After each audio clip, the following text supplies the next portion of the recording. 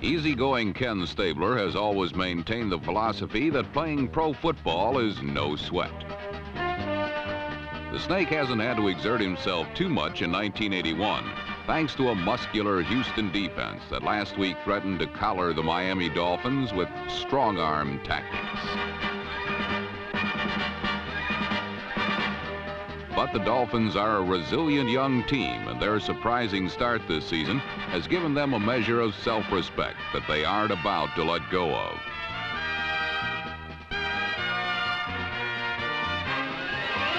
Miami's defense also proved itself a force to be reckoned with, and this battle of AFC undefeated teams left a resounding impact in the Astrodome. The ultimate difference was a tenacious Miami pass rush that caused the cool Stabler to frequently break into cold sweats. In registering 8 sacks, the Dolphins doubled their 1981 total and won this defensive duel 16-10. The Buffalo Bills have looked impenetrable in this young season. Their offense and defense are as good as gold, and when they confronted unbeaten Philadelphia last week, Joe Ferguson demonstrated a Midas touch. A touchdown pass to Frank Lewis, number 82, gave Buffalo a 14-10 halftime edge, and the Bills had every reason to feel giddy, even a little slap-happy.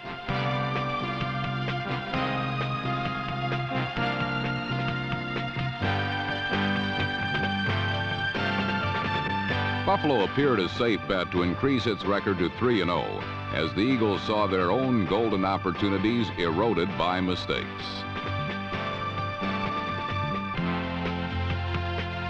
But Ron Jaworski's passing soon engineered a Philadelphia turnaround. Jaws reverted to his 1980 form by throwing for 2 scores. With the 20-14 win, the Eagles managed to break into Fort Knox and tarnish the luster on the Bills' glittering start. Kansas City was the site of yet another contest between undefeated teams, but with Dan Fouts throwing 3 touchdown passes in the first half, the Chargers-Chiefs matchup threatened to turn into a mismatch.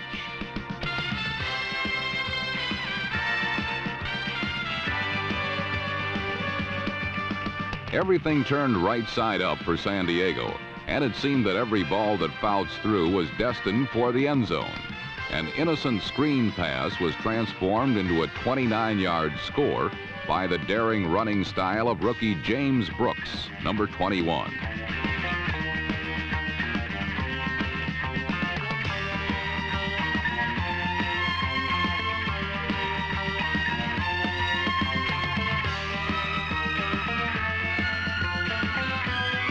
The Chargers were also paced by number 46, Chuck Muncie, who ran well with the ball and without it.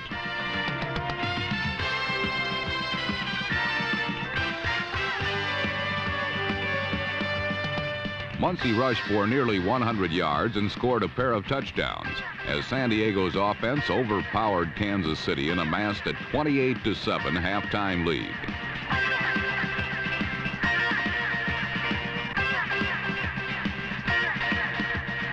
To their credit, the Chiefs refused to knuckle under. They countered with a ground attack led by Ted McKnight's 2 scores. The Chiefs press guide mentions that McKnight, number 22, is an aspiring actor in the offseason. That could be why he likes to run with his chin strap unfastened. In case there's a theatrical agent in the area, the loose strap can allow McKnight to reveal his best side. McKnight's teammates staged a dramatic comeback performance behind Bill Kenny's second-half passing and some breaks that allowed them to narrow the gap to 35-31. But late in the fourth quarter, a deflected pass, the Chiefs' 8th turnover of the game, was seized upon by Leroy Jones, number 68, and lateral to Gary Johnson, number 79. The Jones to Johnson tandem won't make anyone forget Fouts to Winslow or Fouts to Joyner, but they iced a 42-31 victory. And while the NFL's unbeaten ranks thinned last week, The Chargers' scoring muscle swelled to Herculean proportions. You have to have a lot of patience to live in the NFC Central these days. After the season's first 3 weeks, everyone is claiming first place for themselves, while no one has a winning record. All 5 teams have slumped to identical 1 and 2 starts, as each team has found a different way to snare defeat from the clutches of victory. In Bloomington, Detroit's failure was forgetting that football was a two-way game. The Lions' game plan was simple: attack the NFC's most vulnerable defense with big plays. With a runner like Billy Sims, it wasn't difficult.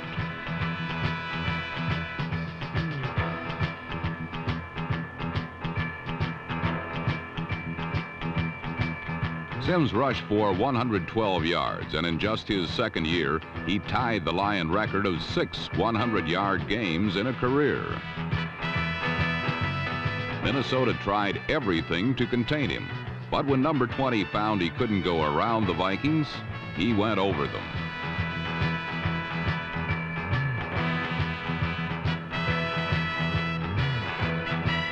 Sims helped Detroit gain a late fourth-quarter lead, but the Lion defense was unable to repress the resurgence of quarterback Tommy Kramer. Kramer played in his first game since a preseason injury and threw for 333 yards, 59 of them to number 23, Ted Brown. Brown's touchdown helped secure a 26-24 Vikings win in their 7th straight over the Lions at home. Perhaps this was the Vikings' first win towards their sweet tradition of division titles.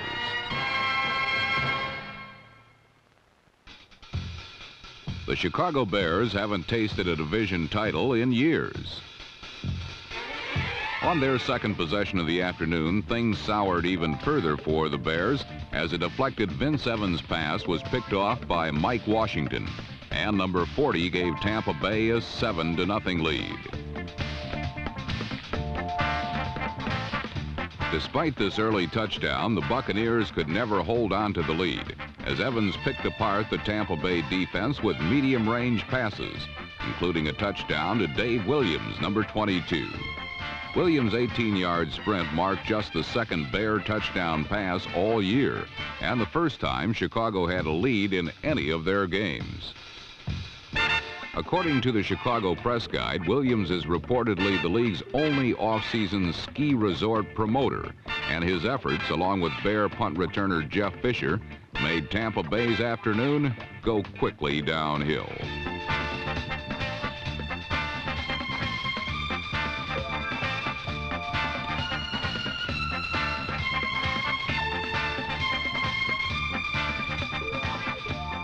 Fisher's 88-yard return was 1 yard shy of the Bear record, but long enough to notch a 28-17 Bear victory and give Chicago their first win of the year.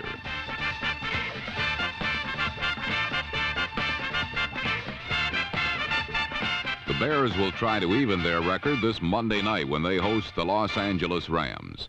Fortunately, the game will not be in Southern California, where fans have boycotted the concession stands and have decided to brown bag it.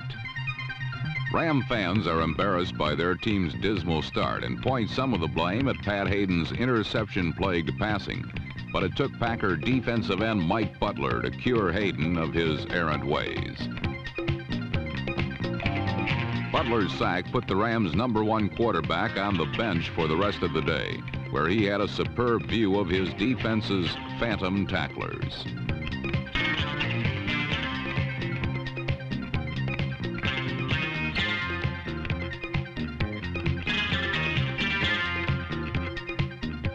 Green Bay coolly played a game of ball control as they successfully engineered 13 and 17 play drives. But when they got the ball in close, the Packers looked for touchdown specialist James Lofton, number 80. The Packers surprised the Rams with a 16-14 third-quarter lead. But as they did the week before against the Falcons, Green Bay let the game slip out of their grasp. Number 51, Joe Harris's touchdown, was indicative of Green Bay's fourth-quarter demise, as the Packers would relinquish 3 touchdowns in a span of 7 minutes. The Rams would go on to win 35-23 for their first victory of the year, but are still a long way off from their playoff form.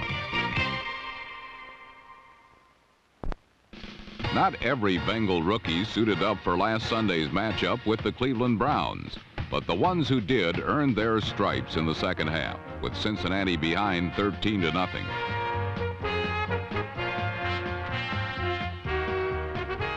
First-round draft pick David Verser, number 81, has yet to get his hands together, but his feet are major league.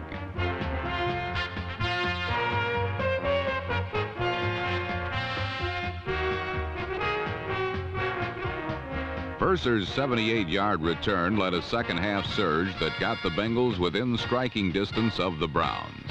Another rookie, Chris Collinsworth, number 80, teamed with Ken Anderson on a 41-yard scoring play to bring Cincinnati within 3 points in the final period.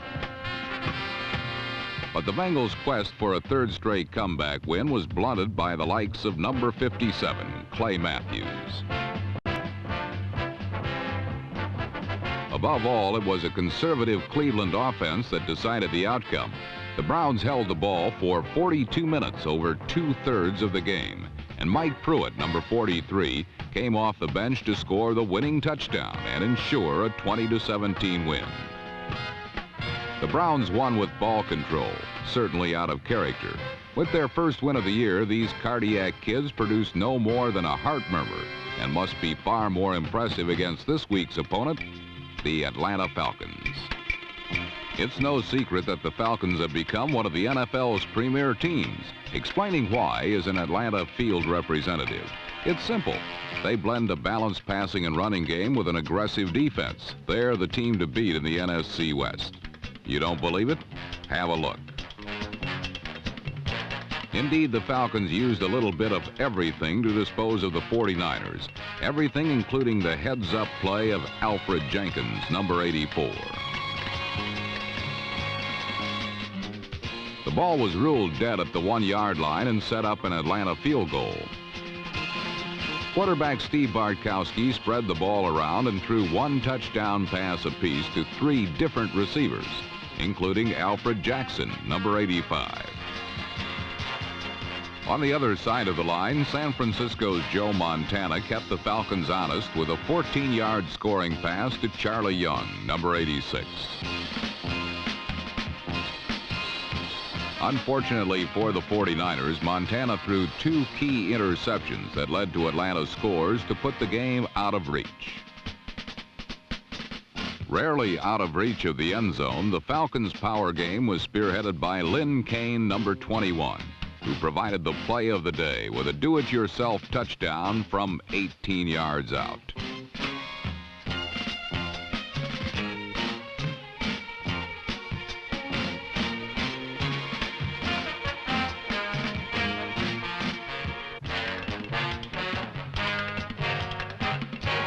With the 34-17 win, Atlanta is 3-0, the best start ever for the young Falcons.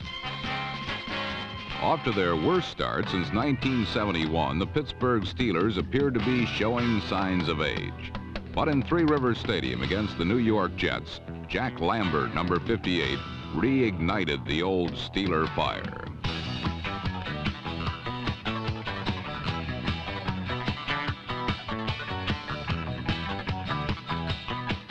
Quarterback Terry Bradshaw followed suit and teamed up time and again with the familiar number 82, John Stallworth.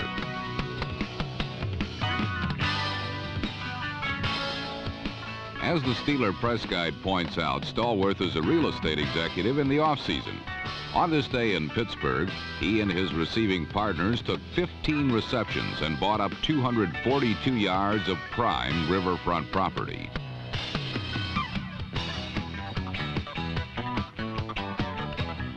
While established Steelers came back to life, the Jets showed little sign of it.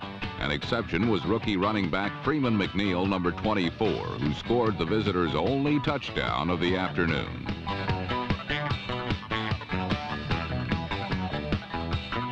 While the Jets struggled for their one touchdown, the Steelers ran up 343 yards on the ground, most ever against the Jet team. and scored 5 rushing touchdowns, 2 by Frank Pollard, number 44.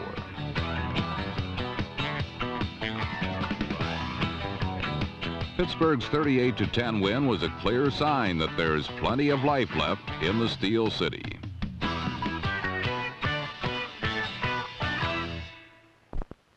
For some, playing the New York Giants evokes a certain unmistakable response.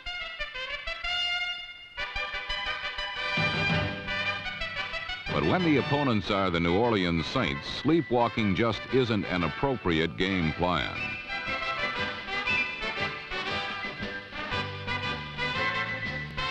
However, all the Saints did last Sunday was awaken the groggy Giants. Understand that in recent years, this team hasn't had a lot to cheer about. So when a club record 55-yard field goal by Joe Danello comes along, the celebration can resemble a post-championship affair.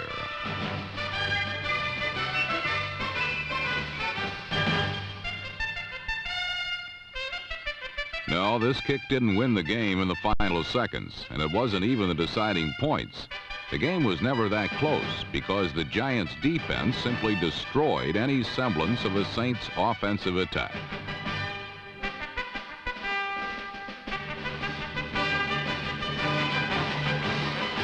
New York buried New Orleans with strong defense and 324 yards of passing by Phil Simms, number 11.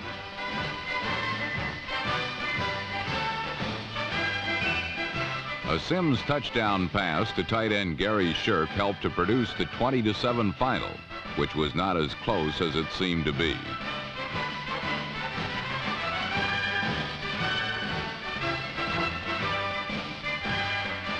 The Giants hope that it will be the springboard for greater accomplishments this season, beginning with a win over Dallas this week. While the Giants and Saints were playing pretty close to the vest, in St. Louis, the Cardinals and Redskins were engaged in a scoring free-for-all.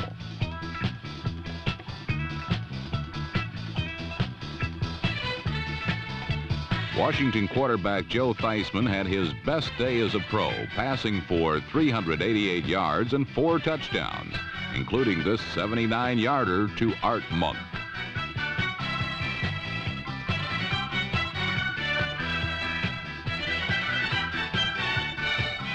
But the Cardinals were equal to every Redskin task. Rookie Stump Mitchell, number 30, scored one of 5 St. Louis touchdowns on this 50-yard punt return.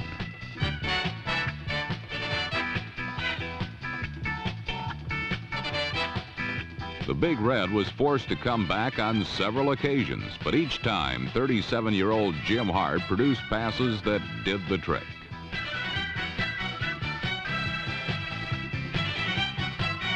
Hart's 226 yards passing enabled him to become the NFL's 4th-ranking passer of all time.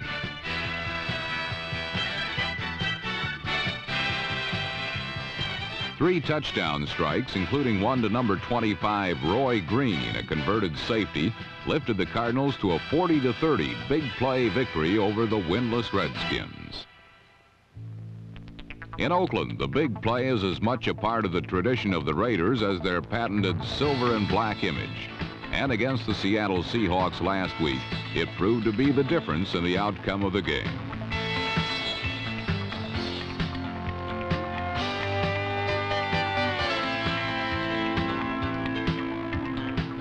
A Jim Plunkett pass to Morris Bradshaw and a surprising yet timely scramble lifted the Raiders to a 20-10 win over the Seahawks.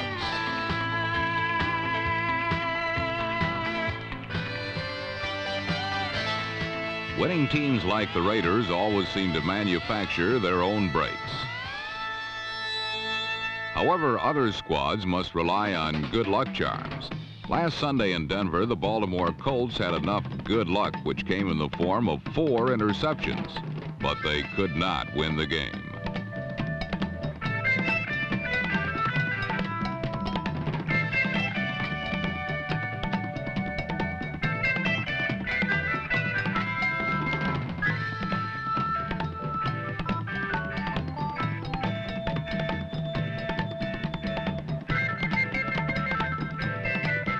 A brilliant 63-yard run by Curtis Dickey showed that Baltimore can be an explosive offensive team.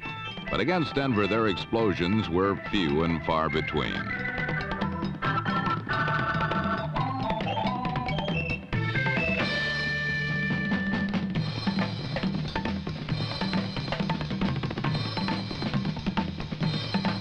Led by 38-year-old Craig Morton, for the first time this season, the Broncos finally found the handle on their offense. Morton threw 4 touchdown passes, 3 of them going to third-year wide receiver Steve Watson, number 81. Lucky charms do not win games in the National Football League. Good blocking and good receiving do. Denver used this formula to defeat the team with the horseshoes on their helmets 28-10. But if they are to defeat their next opponents, the San Diego Chargers, don't blame the Broncos if they at least cross their fingers.